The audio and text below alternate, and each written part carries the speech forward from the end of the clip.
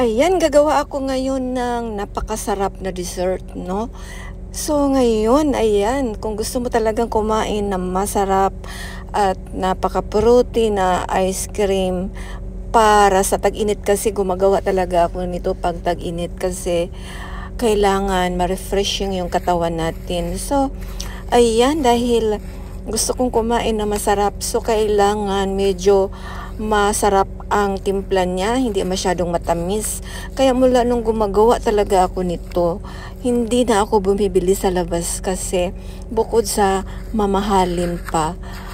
At hindi ko alam kung anong nilalagay ng mga cream. So ngayon, dahil gusto ko na ako ang gagawa ng aking ice cream, no? Wala pong cream yan.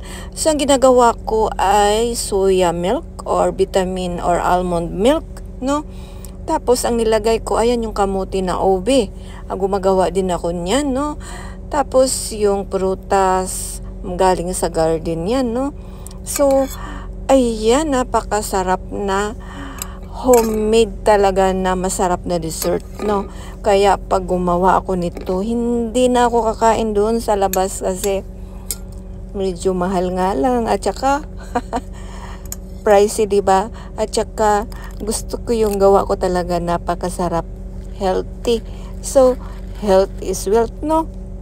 Sabi ng ating mga eksperto, hindi man po ako doktor, hindi po ako nutritionist, pero naririnig ko yan sa mga expert na ang pagkain ng natural ay maganda talaga sa katawan. At ayan po ay kukwento ko lang sa inyo dahil napakasarap naman talaga pag homemade at napaka refreshing siya yung ice cream. Hindi siya cream na nilagay ko kundi mga soya milk at protein na ice cream.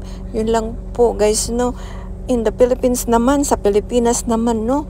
So, marami po dyan mga bayabas, juice, mga guava na ice cream, pwede papaya at kung ano-anong tropical